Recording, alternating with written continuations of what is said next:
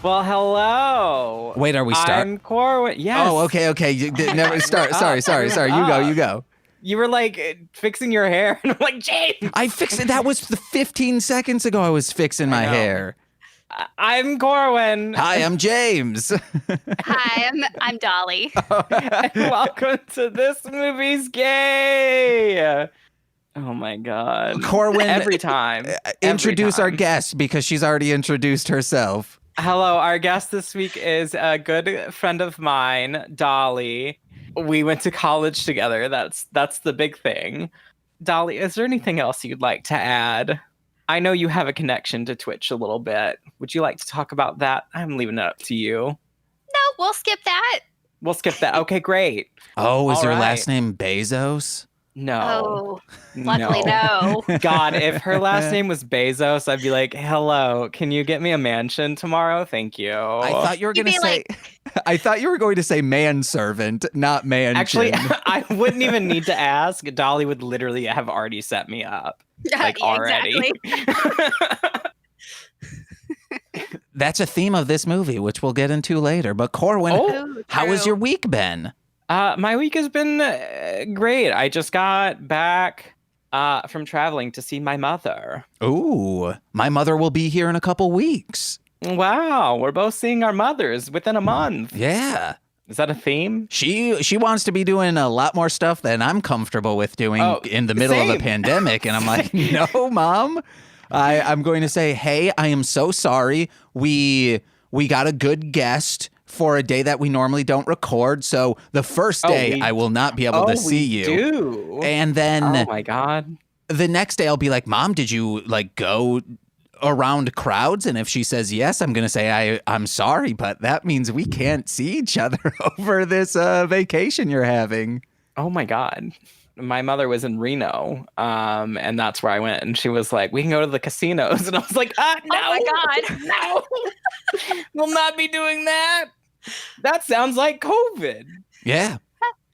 Oh, instant panic attack even at that thought. Oh my gosh. Oh, it absolutely was. I was like, no. Even without COVID, a casino's like, oh, I'm sorry, my lungs are sensitive. I don't want to go. I mean, I've been to a casino before. It's fine. No, it's so I went smoky. on my 21st birthday. No, it wasn't. Oh, the one I went to was smoky. It was off the strip. Wait, okay. I mean, I went to one that was in like Mississippi, I think. Oh, uh-huh. I think that's Me where too. we went. Yeah. We probably went to the same one, you know? Yeah, I've hit a few. Was it a riverboat casino from a cartoon show? That's what I'm thinking. No. Oh my God. We just got raided. Whoa, already? How? Yeah. My friend Laura did it. Raided with a party of 19. Whoa. Oh my God. Let me take a second. This is a podcast, but this is a big event. We're gonna take a second to say, hello, Laura did it. Hello, Raiders. We're doing a podcast right now called This Movie's Gay, where we Laura said I didn't do it, I swear. We talk about queer film. Today's episode is about the movie The Favorite. We are joined by my co-host, co-producer, co-everything, James. Hi. AKA Mostly Speaking Sentai. But not co-editor. I am the chief editor. Not co-editor, chief editor. I edit myself, my words. Not live, the us lately. Not the us. I don't edit the us. And we also have a very, very dear friend of mine, Dolly, who watched the movie and agreed to talk about it with us. So hello. How was your stream, Laura? Please tell me things. I don't have a raid video, so I can't play that yet. Let's make a raid video right now. I learned a lot about raids from John Oliver this past week, so I guess I'm going to start crying, and then I guess you start screaming at me and saying I have drugs. Not that kind of raid, James. Okay, I'll be a little bug just minding my business, and you'll be me scared of that bug and just jet set it with raid. I would spray you with raid, probably. That's gross. Don't make that noise. I was being a bug. I was being a bug getting sprayed with raid, but I was about to say that's my kink is being sprayed with raid. No. I'll kink shame you. Rightfully, that's like, no, that's dangerous. Do not do that unless you're in a hazmat suit while getting it performed on you. Oh. Laura said, it was fun and it was horny. You were there making it horny. I absolutely was. I was making it gay in Laura's stream. We were playing Minecraft. Oh, so if I make the streams horny, you push it down, but you can just go ahead and horn anything up. It's just his nature. Them's the works. It's just my personality, James. But Corwyn, anything else happened at Reno, in Reno? We drove over to Cali and saw a lake, and it was beautiful. And we saw another lake. We pretty much all we did was drive and went to a little one of those little touristy towns and did a little shopping. Socially distanced, of course. Hey, Corwyn, I got a new fleece. What's up? Speaking of fleeces and lakes, oh man. You're literally wearing the Okay, so for everyone that was in their lighthouses, that was in the podcast last time or listened to it, we talked about what James would wear to a holiday party. And James said that he would wear a button up, and we were surprised. And then he's tweeted us a picture of this button up. Well, I had a button up in the bottom, but this is a zip up. It's a jacket. A zip up. That we got at a yard sale. Nicole put it on, and I said, "Holy crap, you look fantastic in that." And then Nicole just didn't wear it. And then this was in Michigan, so of course, it is. I think there was also matching pants with it that were also lighthouse and white. No, Nicole said a vest was included with it. Oh man. And we were like, no, not to the vest, but this jacket looks great. It looks great on me. And she said, hey, James, I'm never going to wear it. It's yours. Well, now you have a lighthouse jacket. Laura said that jacket is everything. So yes. I mean, it's not something that I personally would wear, but I think you would look great in it, though. I think you have confidence from it, so I'm proud of you. The weird thing is, it's from Michigan because I'm pretty sure this jacket, Corwyn, the size of a man I am. This is listed as a small jacket, and it feels like a large coming onto extra large. Well, Chubsy is lurking, but also said, don't forget to mention potato salad in a bread roll is perfectly fine. Yes. So everyone is validating you and your feelings right now, James. And we're just going to move on from that, and we're going to talk about the movie. I'm just kidding. Okay. How's your week? I have one thing about my week. I watch a lot of retrospectives on video games and TV. So in my YouTube algorithm, that's what pops up. And one was the top 10 most boring RPG. So I was like, well, I'm interested in this. I want to avoid these RPGs. And I started watching it. I'm normally used to 2 people on all of these YouTube game videos.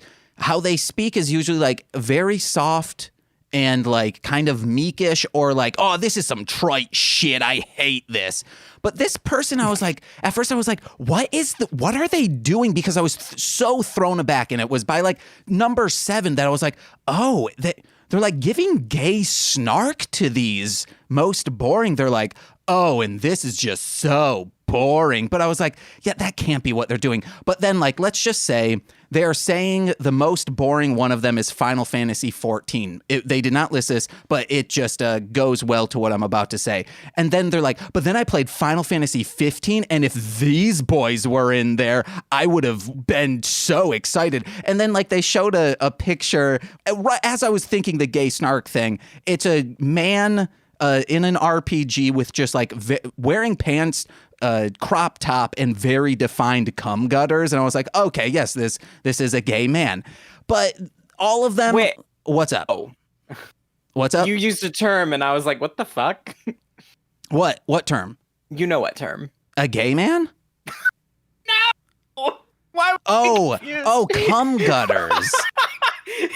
I'm I didn't know what the term was. What term? The term you used. And you're what term? Gay man? You don't know what a gay man is? Well, I didn't. James, God damn it, James. Cum gutters is something I say all the time. It's like a vicious V, on your pelvis. I know what you're talking about. Yeah. That V. Yeah. I know what you're talking. It just took me a second to get there. When you first said it, I was like, what? Okay, well, think of it visually, and then you'll be like, oh, that's why he said that. Yeah. But okay, so all of these RPGs, 1 through 9, have been JRPGs, the like turn-based, some strategy, like the turn or on the grid tactical RPGs, real-time stuff.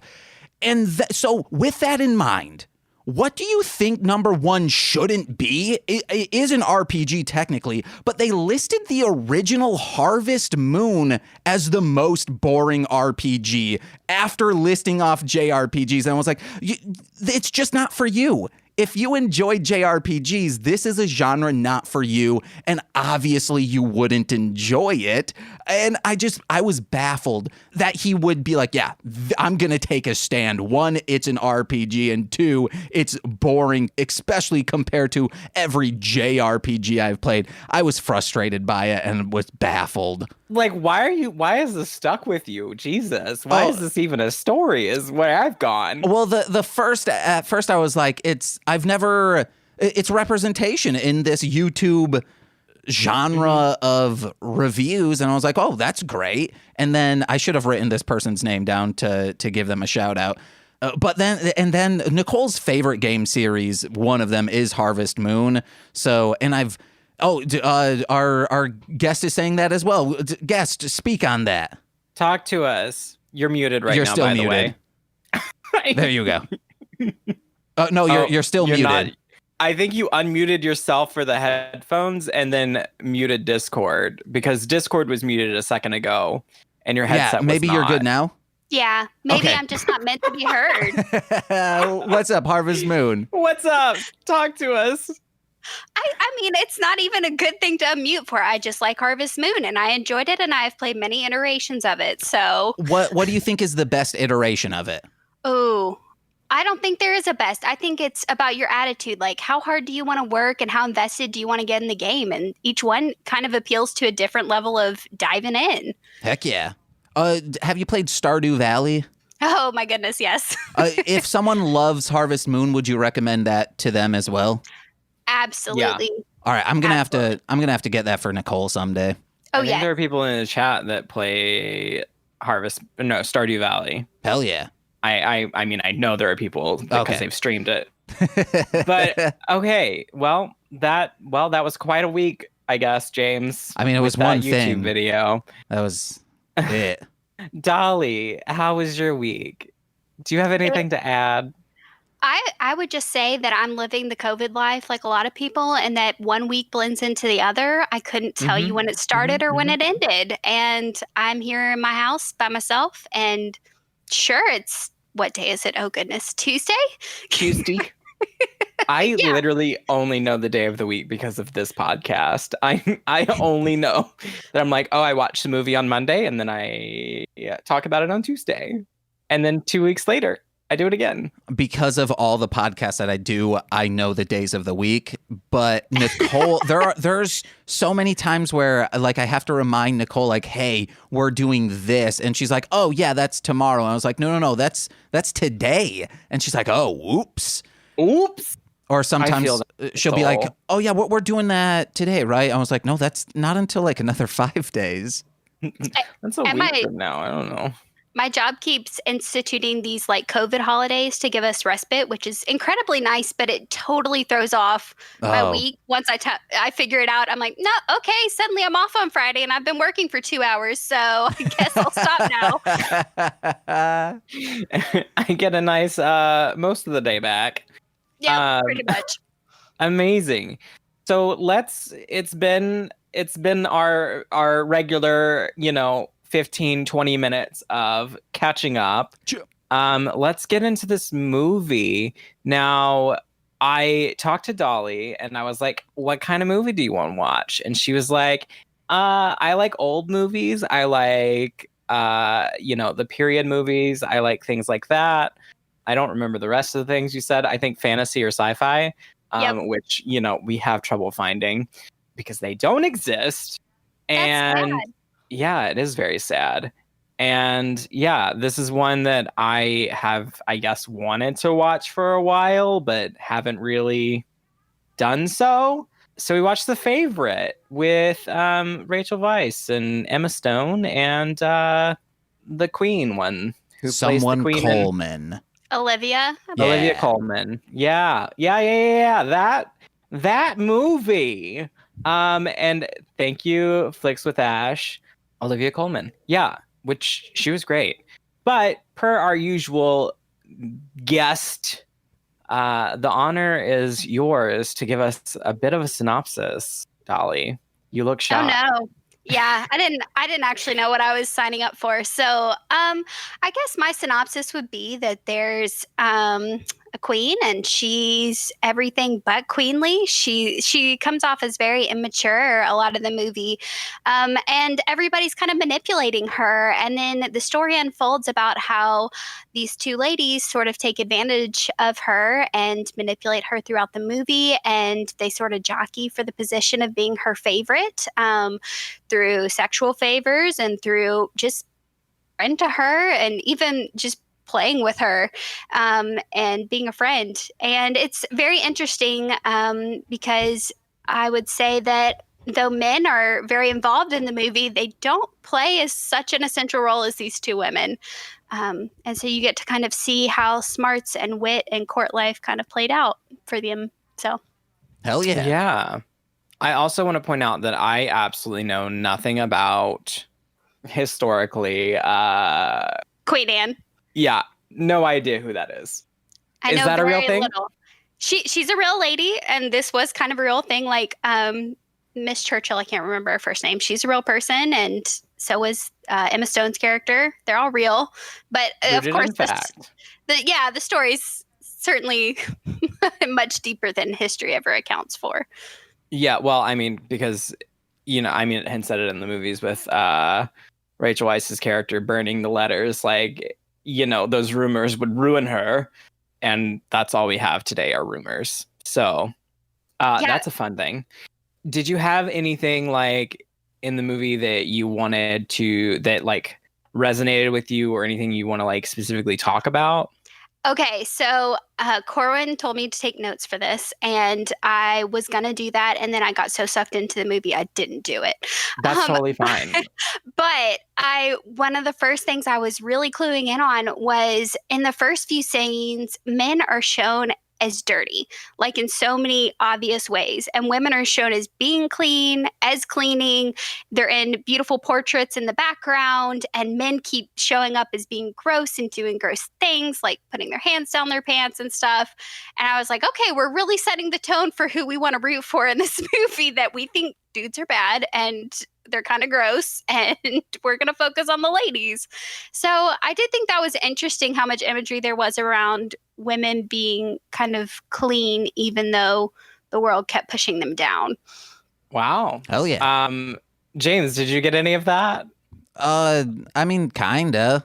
Okay. I'm just asking. Sorry. James is like, I wrote 10 jokes, and that's what I've got. I didn't like this movie. I knew as soon as I watched it, I was like, James isn't gonna like this. Which, okay, so like it's one every 43 movies I don't enjoy. The reason why I don't enjoy this is I'm so annoyed because I know this was like the life of just these rich people doing whatever the fuck they wanted, and like taking advantage of lower class citizens so much. So that's always, it sucks me out right away. Like, I don't want to root for any of these people because I know they're all trash. And I do have to jump in there. I wouldn't say that I liked this movie. I mean, I liked that I watched it. I'm glad I watched it, and I wanted to watch it, but I felt very similarly in that I'm like, God, these are all awful people doing awful things to one another. But somehow, because they were all so awful, it was easier to just give over to whatever escapades they went on, because you just knew they weren't going to be good people. Mm-hmm. There was one person that I like how they portrayed the, like, in quotes, like the asshole or the dick man. I forget what's his name, like Hartley or something. Yeah, Mr. Harley. Yeah. I thought his character was fantastically written. He is an asshole, of course, but he's not the typical movie asshole where you just walks Emma Stone out down a path and just shoves her into a ditch. Like he doesn't do anything that'll like kill her or anything like that or like seriously harm her. He's just like, hey, do this thing that I need you to do. And she's like, no, I can't. And he's like, shove.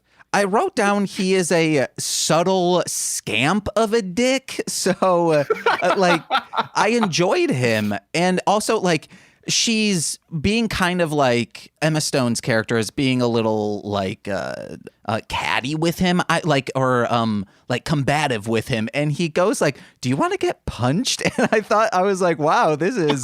But and that it wasn't later though. That was like after he's already pushed her. Yeah, when they were first like talking, he was like, "I need you to spy for me," and she was like, "No, I can't betray the trust of my mistress." And then he's just like, "Nah." We ain't dealing with that today. He said it in a way that wasn't like, oh, I'm going to deck you. It was like, I'm going to give you the worst Charlie horse you've ever received in the arm. I enjoyed the character. Oh, my God. And I did enjoy elements of the movie. I guess it's a good movie. The lighting during nighttime works so well. It's amazing. It's beautifully shot. The story is good, but it's just, I can't root for any of these people. So I watched it with my roommate, as I have been doing with all of these, Ryan, who has been on the show, and neither of us liked the movie either. Really. I feel so validated. Okay, me too. The costumes. love the costumes. The thing is, our third roommate, who is not here right now, loves the movie. So, I need to text her and be like, hey, why do you love this movie? What's up? What's going on? Please tell me. Please explain more.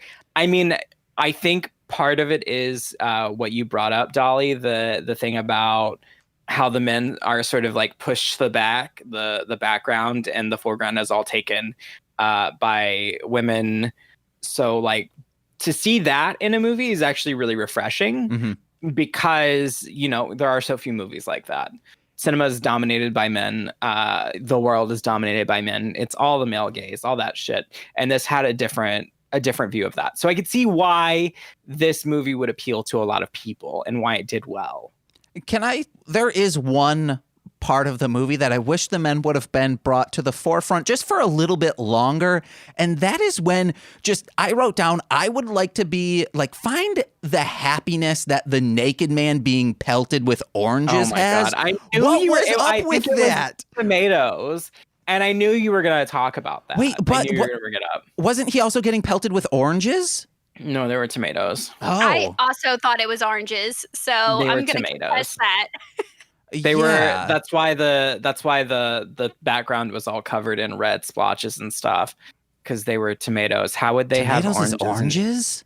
Why would they have oranges in England in the 18th century? Well, I thought they looked. They could be, and were like a sign of how wasteful and they were with luxury and could stuff. Be. So, and I also thought maybe they were trying to be a little cinematic and trying to throw some blood in the background kind of look, and with the oranges. So. Kind of a war allegory there. I don't know. Flex with Ash said hashtag Team Oranges. So I guess I'm outnumbered here. I'm fairly sure they were tomatoes, though. There were for sure before tomatoes. That's what I was thinking. Like, hey, they've pelted him with tomatoes, and now, hey, let's be frivolous. And they're just like, we're all out of tomatoes. Grab what we can and just start pelting with oranges. Why? I mean, I know that they did have a pineapple at one point because Emma Stone's character was like, my maid's bringing up a fruit called a pineapple. Whenever Rachel Weisz was leaving, possibly Mrs. Marlborough. The worst fruit to be pelted with is a pineapple. Pineapple, yeah, or like a hard avocado. I mean, any fruit's gonna do some damage depending on who's throwing blueberry. It, James. I mean, if it's a high velocity blueberry. Well, yeah, anything at high velocity. Oh my! Wonder if anyone's ever put blueberries in a paintball gun and shot them off. Someone has to have done that. I mean, blueberries are significantly smaller than paintballs.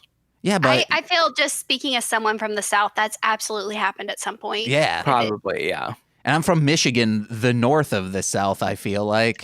Yes. Yeah. So, absolutely. Did you have paintball guns growing up? I did not, but everyone I knew did. My parents would not buy me things. My brother and I had paintball guns. I did not put blueberries in it, though. We had a fire hydrant, or like a fire extinguisher that my dad found, and he would fill it up with water, and he had an air compressor, pack it full of air, and then just blast us with it. That's the very unique personal experience. That's a very unique, personable experience. Thank you for that, Dolly. Thank you. Thank you for putting words into whatever, every single time James says something like this, a personal anecdote that I'm like, what? It was fun. My dad also had a moped, like an electric moped. Don't know how he got it. I think he didn't want to like pay taxes on it or like register it. So what he did was my dad's a welder, so he welded a go-kart frame and then just like cut the moped apart and put it on this frame. And then we had a go-kart that we could brip around in. We had a real go-kart. Well, sorry, your family doesn't have the same DIY experience mine does. I made this jacket.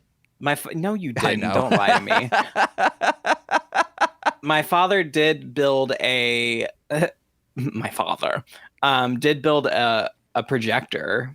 Hell yeah. Built it himself. So that's my DIY, past life. Just going to church and the Holy Father builds that? Like, it must have been cool for a youth group. The Holy Father built it with his own hands. And Jesus. And the carpentry was required. Back to the movie. Guys, that jacket wouldn't have had any place in it, but the costumes were absolutely beautiful. That's one of the things it absolutely had going for it. Costumes, gorgeous. I did write down that Victorian era high fashion was so cumbersome, and if you need multiple people to dress you, no. I mean, I'd be fine with it as someone who does theater and has been in places of being assisted with dressing and helping dress people.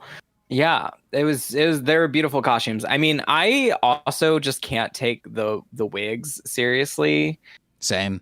The male those giant curly wigs, the powdered wigs. I'm just wondering, like, I know someone could explain to me historically why they came about and why they were like such a big thing, but I'm like, every time I see them, I'm just like, I used to know why, but I have forgotten things learned in high school. Licensed sexually transmitted diseases. That explains a lot of history. Okay. Oh my God. Something I liked is that the outfits that Emma Stone was wearing in particular really showed her journey along the way. Mm-hmm. Oh, yeah. And what kind of character she was in. Was she being true to herself, or was she playing the role to kind of fulfill whatever was happening in the scene? And I also liked that they wore the same dresses repeatedly, because that's reality. They would have worn the same dresses over and over and over again. Some of these period dramas, they just have like a new dress for every event. And I'm like, that's not how that would have worked at all. It's so expensive. So I like it's expensive to make. I mean, it is showing an excess of wealth. I particularly like her dress that had the pockets that were like, her hips were like rounded, and she like pulled the little poison out to poison Rachel Weisz's character with the pockets. Also, this is the second movie we watched with Rachel Weisz, by the way, James. The other one was the Don't Tell Me. I know the story of it. I believe I know the story of it. It is Natalie Portman wasn't in it as well, or I just think Natalie Portman looks like Rachel Weisz in this movie. It was not Natalie Portman. Okay, it was the one about like the Jewish community, correct? Yeah. Okay. Disobedience. There we go. Yeah, it's the second movie she's been in, queer film. Another thing to mention is that all three of them, as far as I know, are publicly straight, which is very disappointing for 2018. Not that they're straight. They can be straight. That's fine. That queer people weren't cast in those roles or openly queer people. So, Corwyn, you're like, it's 2018, guys. Come on, be gay. Come on. Everyone be gay. It's 2018. How long do we have to go? Just at least be fluid, guys. Oh my God, James. Oh, wow. No. Be yourself. But yeah, there was a lot of us there. You don't have to get rid of any of those. They were all intentional. They were all there for me. Nicole's been doing this thing where if there's a long pause on Mostly Speak and Sentai, I'm like, dude, you gotta stop doing that. And she's like, I'm doing them for comedic purposes. And I was like, you're looking at your notes and saying, it's not for comedic. It's not. And then, of course, no one knows what I'm referencing because I cut those out. Yeah. Because you're like, I refuse to have an listed in my podcast, except after the first 45 minutes. After the first 45 minutes, they can away. In the pandemic, I've been a lot less because I listen to popular podcasts and people are constantly stuttering and their saying vocal pauses. They make you seem more human. No, I want to be a robot. It's I want to be robot.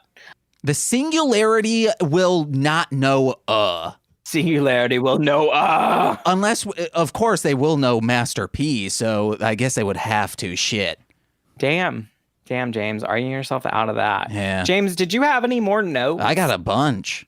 Let's get into those. Oh, wait, I forgot. This was supposed to be a up top thing. We are very close to 10,000 total downloads/listens for the podcast. So, guys, let your friends know about the show. And you can listen to the back catalog wherever podcasts are found. This movie's gay. But let me get down to some notes. Also, on the top, up?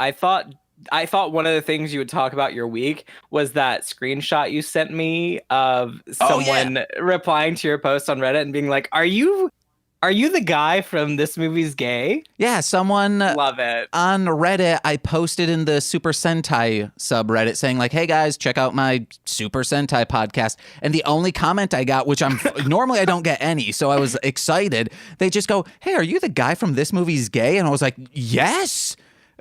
Amazing. Hell yeah. James sent it to me right away and I was like, yes.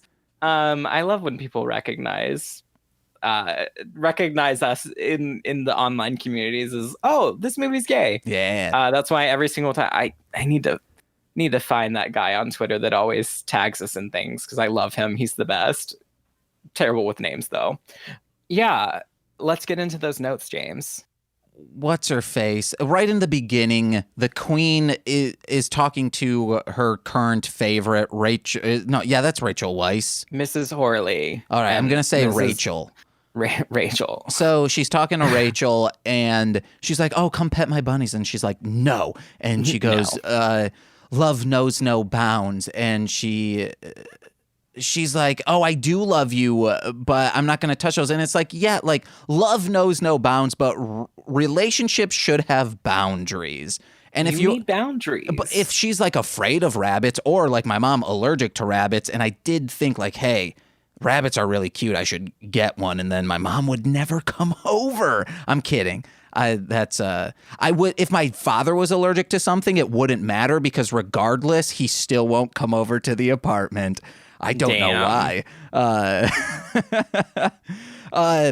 Yeah, you guys have boundaries in your relationships. Chat, let me know. Those are healthy. Do you have a boundless relationship? Can you just do whatever you want? Don't let us know. Don't do that. I do want to jump in there because it is interesting because it was very much one party setting all the boundaries for the relationship in the movie. Mm-hmm. It was Rachel. Yeah. Yeah. So very interesting that's one of the first things her character does. It really sets a precedent. Yeah. She sets boundaries, and then that is what gives the room for Emma Stone to jump in and be like, let me just, I don't have these boundaries. Right. And she weaseled her way in there to be the favorite. Well, I mean, they were friends. Question. What's up? Was there a moment y'all felt like Emma Stone went from being the coy, very I'm such a naive girl to being the manipulative person. Oh, and yeah. where was that moment for you guys? No, there was no flip of that moment right there. I saw her in the beginning and I was like, I mean, she seemed like innocent in the beginning, but as soon as she had her character established, I was like, she's manipulative. She's like very deceptive. Okay. She is very deceptive. I caught onto that real fast. For me, it was when she coughed in front of the queen and said, "Oh, I'm so sorry. I caught a chill because I was out picking your herbs." Yeah. As soon as she went and told the doorman that she wanted to help with the bandages and stuff, it's like, all of that. She's very manipulative. In that moment, I could see it as like, I'm tired of being, excuse me, I'm tired of being a maid who gets burned with lye by her coworkers. So sorry, y'all. But then after that, I felt like, yes, when y'all said, she said, "Oh, I got a cough, out there picking herbs." And I was like, yeah, that's the moment she realized, oh, I can climb higher than this. So I liked that moment.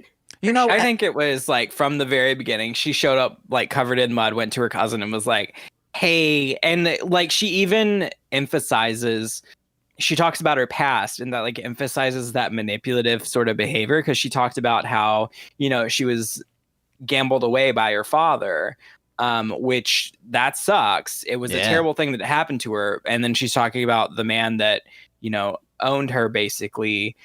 She convinced him that women bled 28 days of the month. So like she's actively talking about manipulating someone. And it's like, yes, she did that for good reason. Like, she was basically being, taken advantage of. And everything in that wasn't a good place for her. But she did learn deception and manipulation from that. So she talked about it. And I'm like, from the very beginning, she's been manipulative. Which, I mean, hey, she's working with what she's got. She's not in a good place. But actually, it probably wasn't the cough. It was probably like much later when, she went from massaging the queen's legs to fingering her. Oh my God. I was like, because she saw them together and she's like, "Oh, I can get in that. I can do that. That's easy." Yeah. She was like, "I can get in that." She was like, "Hey, I'm pretty. I don't mind doing that work. I already had to do it." The things they do with the highest royal figure of the land is baffling. Like her saying right off the bat, "Oh, you're so pretty. If I was a man, I'd ravish you." I would never do that to my employer, especially an employer who could legally cut off my head. I was actually really confused by the whole scene leading up to her finding Emma Stone in bed naked. There's this scene where Emma Stone comes in from the forest. She's got a ripped dress and she's just like, "Oh, pretending to be queen. I'm going to put these earrings by my face and I'm going to just walk around the queen's room like I own the place. And then I'm going to strip all my clothes and get in her bed and sleep." And I was like, I don't quite understand this moment. Is this that she realizes she has this power over people and she's just diving full force into this? Or is she, I don't know. That scene confused me in some ways about what was her motivation there. I was a little confused by that. What I took from it is that she was trying to escalate what was happening and elevate her position. Because that fingering scene happened after that. So she went in knowing that her cousin, Mrs. Marlborough, wasn't spending time with the queen, and that the queen, from watching and seeing the queen talking and acting and everything, that the queen is she wants to be loved. She needs that. And that is how her cousin how Rachel has so much power over her, is that she's giving that love to her and giving that like affection and stuff. And just like little snippets so that she's carrying her along. Rachel didn't know that Emma Stone knew that they were together like that, that love was romantic yet. And Emma Stone knew that she could get in the way of that and like elevate her own position by jumping into that relationship and being romantic with the queen. So what she did is she started to get confident in her position there. She knew that the queen would accept her because Rachel had been sending her to like spend time with the queen because she was busy running the state. So that's why she was like, oh, you know, she sent me here she sent me here for this. Like, that's why she put it on Rachel. That was her plan, like the whole time, was to put it on Rachel, that like, you know, she was sending me here to, you know, help you because she couldn't be here for you. So like that was the whole thing. And it worked because the queen sent her away. But that Emma Stone was in her mind. And that's why she sent for her later to rub her legs. And that's when the whole scene worked. And it was just too late for Rachel. She didn't realize that Emma Stone knew and had gone and slept with the queen. So, and that's also like, you know, later that comes up again, Emma Stone just sort of playing with that dynamic and relationship by poisoning Rachel and getting her out of the way for a few days so that she could get made into a lady again and married. Are you getting emotional? Sorry, I had to burp. Sorry. Oh, no. So like it was very manipulative. It was very, very intelligent manipulation emotional manipulation is what I'm saying. And like, she sort of does the same thing with that lord that wanted to sleep with her. Like he wanted to sleep with her and he could, as she was a maid, and she had no power or position, but she wouldn't let him sleep with her until they were married. Because that's, you know. And even then she's like, no, you're not getting the full Monty. He didn't even get anything from her really. He got a hand job on their wedding night.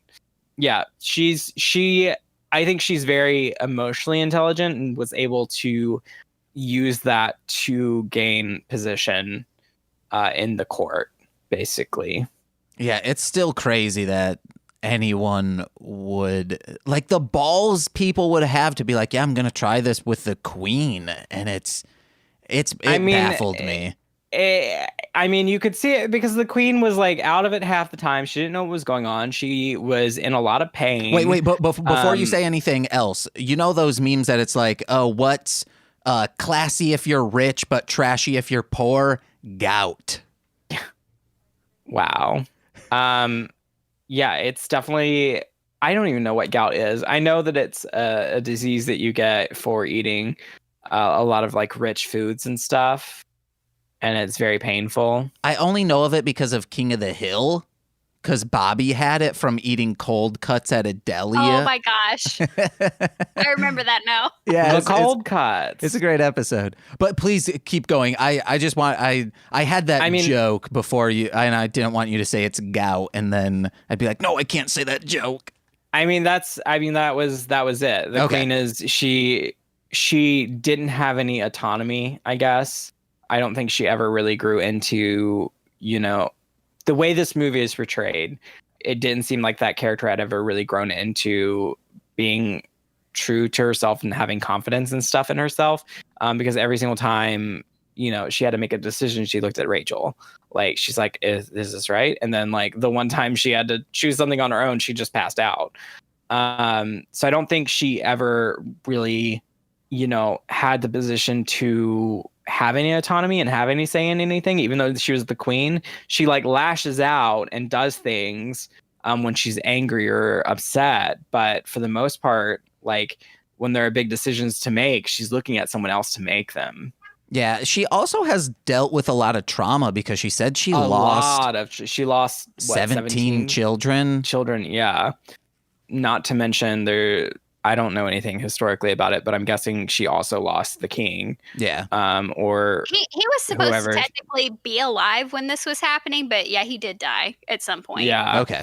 Because we don't see a king or a royal consort or anything. It's just like literally her and those two ladies. And then Godolphin and the Horley or whatever. I thought the rabbits was a nice addition because it does kind of put a fine point on what you were saying, Corwyn, that she doesn't make any decisions for herself. And it's probably because she spent so much time and energy trying to produce an heir.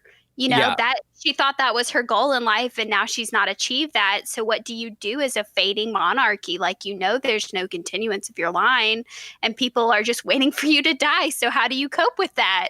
Yeah, I mean, she's got a lot of trauma, and who knows what else, some sort of PTSD or something. She's got other things going on that's like preventing her from, being what everyone expects a ruler to be or a monarch to be. Mm-hmm. And we see that whenever she lashes out, whenever she hears music and things like that. And she kind of like that scene where she was wandering aimlessly and screams, "Where am I?" But then she's also very self-conscious and wants to be loved, wants to be liked, wants to be beautiful, all of that, but she doesn't see herself as beautiful or loved or anything. And that's why Emma Stone was able to, go and dance with her immediately after that scene where she had the ball and she got angry at all the dancing and wanted to go home, wanted to go back to her rooms. That was probably my favorite scene of the whole movie, because they just zoom in on Olivia Colman's face and she acts so much without saying a single word. You know exactly how she's feeling in that moment. I loved that scene. Yeah, because she's got this woman that she loves is dancing with someone, and she doesn't think she can dance because she's got the pain in her legs from the gout. And she can't go and do that. So she's just watching it all unfold, and she is probably feeling jealous or self-conscious and lashes out. And that's what she does. That's all she does through the movie is like lash out. And it's very sad, honestly, to like watch who she is and everything, because we don't see like the journey that she got there. We don't see that journey of how she got there. We just see her being like this sort of sad, sort of pathetic kind of thing, kind of figure. And, she just wanted to be loved, and she's being used by these two women. Yeah. Yeah. Any other notes? Anything else? I wrote down Chekhov's unloaded gun, but then that never comes back into play. I thought this was going to end with a like, oh, this gun's actually not loaded bomb, but then it is. And then, well, because Rachel's like, I don't do. She's like, I'm straightforward. This manipulation bullshit, nah. So that's why she knew.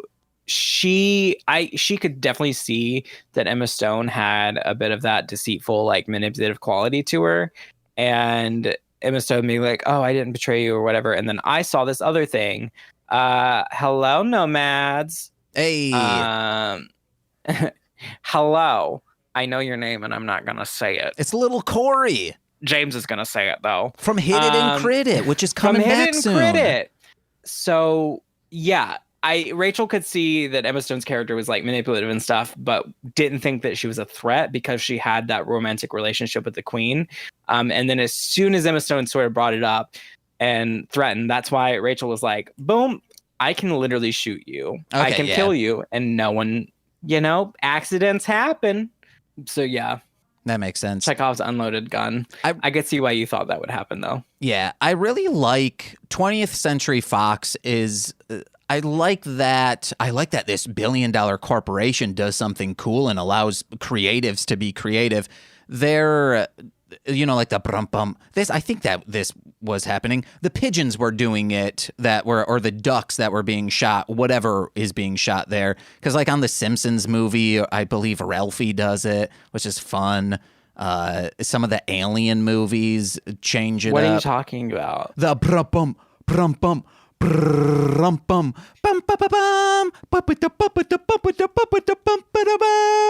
dum dum dum. Are you talking about the music in the movie? No, in the beginning, like when and it leads into the movie. Yeah, like the 20th Century Fox. It's instead of the general like bum bum bum, it's pigeon noises making the 20th Century Fox theme song. And that's outside of my expertise because I do not recall that at all. It's right at the beginning, like the first thing you see and hear is that. Yeah, it actually confused me. I was like, wait, what's happening? What is that sound? Because you have no context for it at that point. But you're also a music person. Oh, I'll take credit for that. Sure. Hell yeah. I only play a few musical instruments. A few. Yeah, that's good.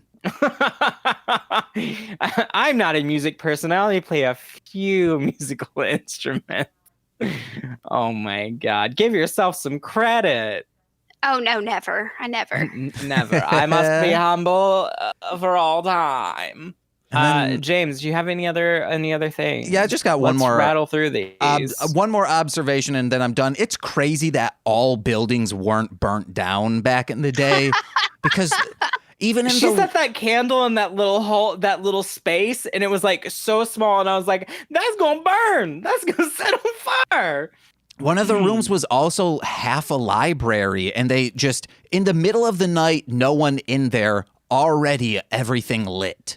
Yeah, I mean, I feel there were a lot of fires around that time, I think. I have no idea. Yeah, I had the same like thought, especially when sorry.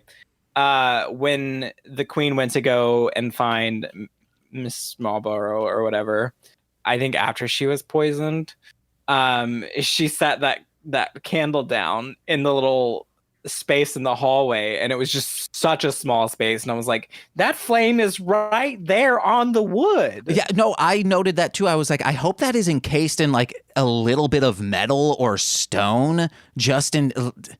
Yeah, man, it just seems irresponsible. And especially with that character, I was like, oh God, she's gonna set the whole castle on fire. But those are all my notes.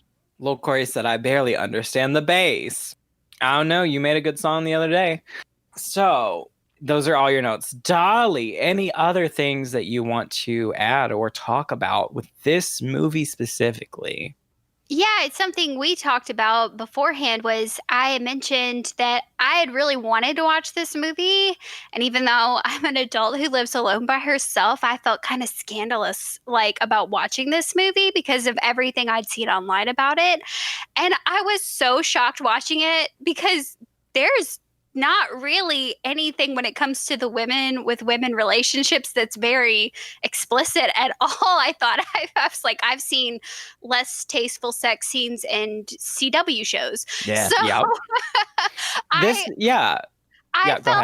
I felt like, oh my gosh, I think maybe just because this was women with women, people made it out to be more salacious and like, oh, and in reality, it was just, that was a factor of the movie. And I kind of love how it was treated as, oh, this is just another way we're manipulating people, not as a, I don't know, hot and heavy kind of thing. And I will be very clear with you guys. I get really uncomfortable at anything over PG-13 usually. So I'm very tailored in what I watch. And I was oddly not too uncomfortable with this movie until the naked man in front of the bunch of screens with oranges or tomatoes being thrown at him while he held his junk and had on a giant wig. And then I was like, okay.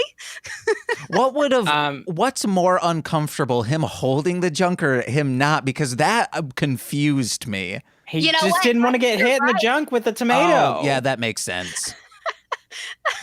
I think you may be right, though. The holding was kind of, ooh. Yeah, I was very confused by that scene, too. But, yeah, talk on that. I sort of mentioned it in, like, chatting with you. Looking at this movie objectively, it had, the scene with Emma Stone fingering the queen. And then twice. At the end. Oh, yeah. And then it had like Emma Stone's boobs. Like I've definitely seen more risque things in a PG-13. Looking at you, Taylor Lautner movie that was on a train. Don't remember what the fuck it was. But yeah, there's this thing that happens with movies and in the film industry. Anytime there's anything gay in it, it automatically shoots those ratings up. So a lot of people think that you mentioned that it feels like an adult movie. And it's like, yes, this is an adult movie, sure. But it's not, it makes it seem more, because it is an LGBT movie, a lot of people put it as more of an adult movie than an adult movie, if you know what I mean. Like, people think that, yeah. I felt like the sex scenes were necessary, where with many PG-13 movies that go, oh, they got the PG-13 rating, they're like, let's get a sex scene in there, kind of thing. No, I felt like this was very relevant to the plot in every case. Yeah, like the most we had was that scene, which you've definitely seen worse things in a PG-13 movie. There was nothing really shown minus Emma Stone's boobs that one time. There was some kissing, and that's like there was some prostitution moments. Yep. Later in the woods. But like, you know, I even forgot about that. I even forgot that happened for a second. Because it didn't happen between the women. Like, the movie just sort of wrote that off, like, oh, that's happening.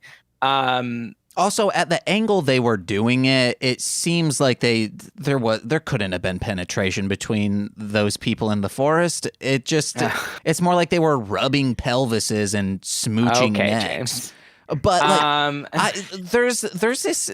I think I've referenced it on the show before, but there's a Mark Wahlberg, Reese Witherspoon movie that's much more graphic, where he's like fingering her on a Ferris wheel, like at a carnival. And it's crazy how it's like, well, that's not just salacious, that's downright pornographic. And yeah, so there's just like this inherent thing in queer movies in the film industry that they're like, oh, those are more adult, those are like adult movies. And I think that's why I was so drawn to and loved Love, Simon so much, because it sort of bridges that gap in that it's got, you know, it's a gay movie, and it does have a gay kiss in it, but it's, you know, there's absolutely nothing in that movie that could be construed as sexual. So like, you can't push it up there. You can't say, oh no, this is an adult movie, like that, because a lot of queer movies tend to have that happen to them. And I feel like that's why a lot of them just go ahead and like push the envelope with, like, you know, just having the prostitutes in the back, because they're like, the ratings already going to get pushed up just because we have two women kissing on the screen. I did a lot of research and speeches on this in college, because like, it's one of the things I want to see more queer movies. And part of the problem is that the rating system for movies and maturity and stuff, it skews heavily against having queer relationships on screen, because a lot of people see them as, you know, adult, because even if it's like, you know, just two women kissing or two men kissing, or even just existing on the screen, a lot of it is sexualized. Like, a lot of queer people are just inherently sexualized, just because of who they love. And that's kind of ridiculous that happens. So yeah, that was my whole spiel on that. And it got brought up because I was talking to Dolly and like this movie, and she said it feels like a really adult movie before watching it. I'm like, yeah, I mean, definitely wouldn't show children this movie because, you know, all of the background sex that happens, but also because, like, you know, I feel like they would be bored. The weird thing about this is the trailer I remember seeing 3 years ago for this made it seem like it was like a quippy comedy, like Veep in that style. So I was like, hell yeah, I want to see this. And then it is not. There are times when it sort of is, but for the most part, Horley pushing Emma Stone off a ledge, basically. Yeah. And do you want to get punched? Maybe like, those were very quippy. Maybe they made that trailer to make it seem like, oh yeah, there's nothing gay here. Yeah, you know, more shenanigans with that. But I'm also another talk podcast thing is happening this Sunday. Queen City Q was in chat earlier. They are doing a thing, a queer talk, and I will be on it on Sunday. Hell yeah! Afternoon, talking about queer film. So that'll probably get it brought up, and I'll do more talking about that if y'all want to see it. So yeah, that's it. Lil Corey said, need a new movie to watch. So would you guys recommend this one? I think it's worth a watch. I don't think I'll watch it again though. If you're into this stuff, like if you like these period pieces from this specific time, or you're like an Anglophile, go for it. Go for it. Costumes beautiful. Yes. Costumes beautiful.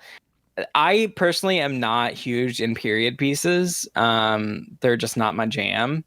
So I feel like if I did like period pieces, I would have enjoyed this one a lot more. I do like that, as Dolly mentioned earlier, the men are sort of pushed to the background for the most part, and that it's dominated by these three women. So that's wonderful that the film does that. I want to see more films like that, maybe films like that aren't period pieces, and have characters that I actually want to root for. Yeah. I thought the acting was great. I thought acting was great. Job. They did a great job acting. It was like a quarter way through the movie before, like, I knew Rachel Weisz was that character, and I knew that going into it and everything, but like I did not like recognize her as Rachel Weisz until like a quarter through the movie, and then I was like, oh yeah, that is Rachel Weisz. So they all did wonderful. Again, wish that they were queer actors or openly queer actors. That would have been even better. Yeah. But you know, that's what's happening. So yeah, any last thoughts from either of you? No. I want like a one sentence vote from you guys. Do you think either Rachel or Emma Stone's character actually loved the Queen? Oh, absolutely not. I mean, yeah, I don't think so either. Absolutely not. I feel like there was a little bit there from Rachel Weisz's character, definitely more than from Emma Stone's. I think Emma Stone was absolutely just manipulating her way through everything. There for the party. Rachel Weisz, I think there was a bit of love there, but it definitely turned. Oh yeah. Especially when she brought up the letters and was like, I'm gonna use these letters to ruin you. And you could see that there was the love there because she realized the mistake she made in doing that and burnt the letters. It was just too late. She already just completely burned that bridge by trying to do what she did. Yeah. So yeah, that was it. Would I recommend the movie? If you enjoy period pieces, go for it. Go for it. Absolutely. If you just want to see women on screen, go for it. If you want to see absolutely beautiful costumes, go for it. If you're into the historical, if you're into the monarchy in history, definitely. Overall, I don't think I'm going to watch the movie again. And if it's on in the background somewhere, cool. Definitely was not my favorite movie that we've watched, but was not the worst, I think. Yeah, Dynastud, #1. Oh my God. So yeah. As far as plugs, do you have anything that you would like to plug, Dolly? Nope. I'm good. Good. Okay. Corwyn. My plugs. Hello.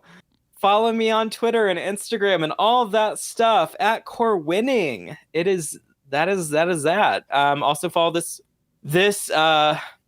Twitch at Corwynning, twitch.tv/Corwynning. And then follow the podcast. We are on Instagram and Twitter at This Movie's Gay. My theater company that I'm involved with, Sawbox Theater Collective, they're doing stuff. Please follow them as well. And I think that's it. Check out Queen City Q this weekend, Sunday. We're doing a stream on Twitch, and I will be there talking. Hell James. Yeah. Over on the Twitch channel, Goose Von Kaiser, my friend Sean Marciniak, he's been on Mostly Speaking Sentai a lot. He's a great improviser and stand-up. We have started, I guess it's a podcast. It's called The Veggie Pals. We're going through Veggie Tales. It's, I think, every Thursday probably, where we went on a huge rant against St. Patrick because he's a terrible person. We found out from this, it's tangentially from that. They were like, he's a great person in this. And we were like, hold on, no. If this is true, he's a terrible human being.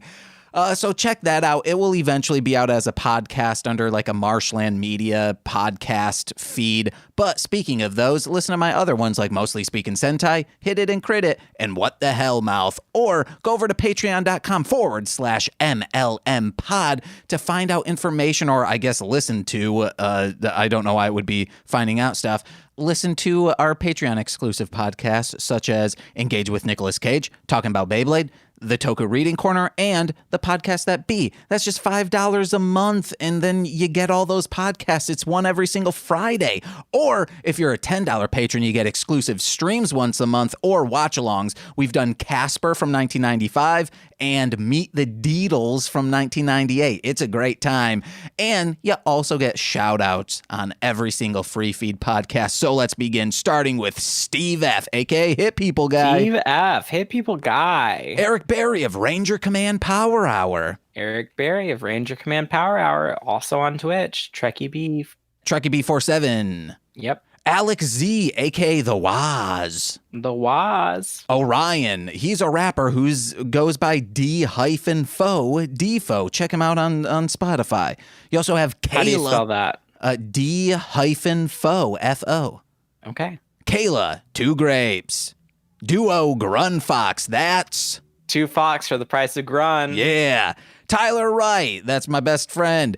And Elliot W. at Garlic Sunshine on Instagram. Sunshine. Also, guys, follow Darling Homebody on Twitch. Yeah, that's what it is. That's Nicole. She draws stuff. She's been drawing sexy Robin.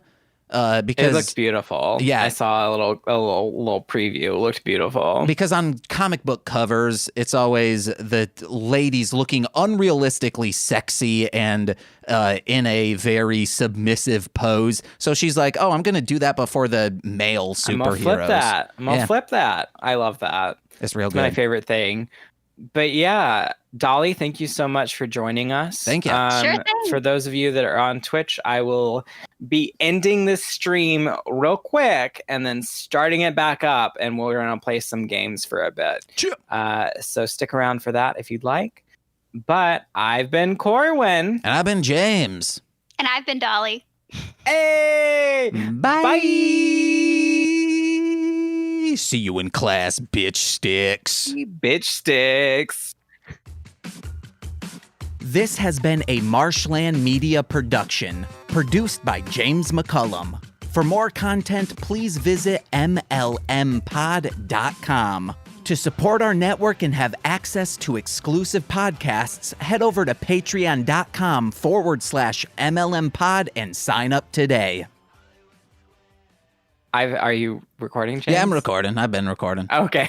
I was waiting for you to do that. Oh my God. See, I told you, Dolly, this would be fine. It'd be a mess. Oh, yeah. It'd be fine. I thought I said I started recording. I thought you said you were ready from like the tweeting. Oh, no.